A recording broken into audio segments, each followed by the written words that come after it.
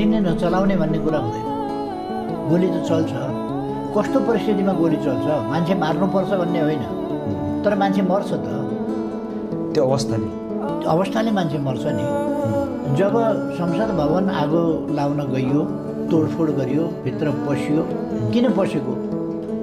भित्र किन पसेको? त्यो जनतामा आक्रोश थियो नि, युवाहरूमा आक्रोश थियो। कसले भने? सुरक्षाको जुन ब्यारिकेडको लगाइएको थियो एभरेस्ट होटल अगाडि, त्यहाँ जति सुरक्षाकर्मी चाहिएको थियो त्यति सुरक्षाकर्मी थिएन। त्यो तपाईँ भन्नुहोस्, जनतामा आक्रोश थियो भन्ने कुरा भन्दा पनि त्यहाँ कस्ता मान्छे आएर कसले तोड्यो? जेन्जीले तोडे हुन्थ्यो ब्यारिकेड? पर्याप्त थिएन, त्यसमा असावधानी भयो होला सरकार।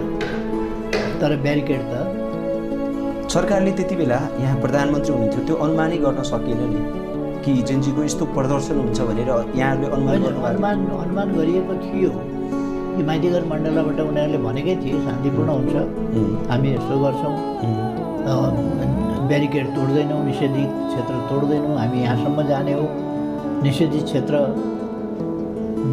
भन्दा यता मात्रै हाम्रो कार्यक्रम हुन्छ, बिल्कुल शान्तिपूर्ण हुन्छ कार्यक्रम। माग यी हुन् भनेर उनीहरूले माग पनि पेश गरेका छन्, कार्यक्रम पनि बताएका छन्, शान्तिपूर्ण हुने कुरामा पनि आश्वस्त पारेका छन्। तर अरू नै तत्त्व पछि घुस्यो। ती माग गर्ने जो थिए, ती माग गर्नेले त त्यस्ता केही माग गरेका थिएन नि त। अनि संसद भवन जलाउने कुराको उनीहरूको माग थियो र, तर नजरै नछोड्ने भनेर त्यहाँ फलाम काट्ने औजार लिएर पहिले लिएर आएको देख्नुभयो तपाईँले?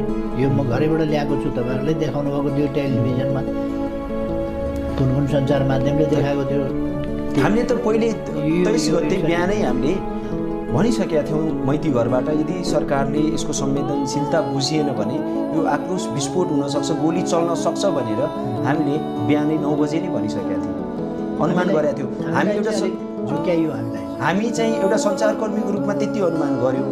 यहाँ चाहिँ तत्कालीन प्रधानमन्त्री हुनुहुन्थ्यो, यहाँसम्म अलिक हामी विश्वास गर्छौँ। अब यो विश्वास नगर्ने भन्दा पनि विश्वास गर्छौँ। विश्वास गरेर मान्छेले भनेका कुराहरू, राखेका मागमा विश्वास गर्नु पर्यो। त्यही भएर त माइतीघर मण्डला क्षेत्र सिडिओले दिएको रहेछन्।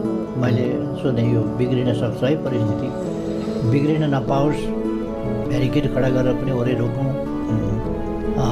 सधैँ भनिआएकै कुरा छ कि सिंहदरबार जलाउने भने आक्रोश होइन, पहिलेदेखि सिंहदरबार जलाउने त प्लानै छ त।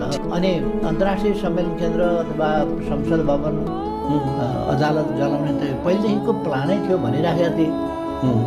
केही अगाडिदेखि पनि मान्छेहरू चाहिँ लाखौँ आउँछन्, यस्तो हुन्छ, घेरिन्छ, तानेर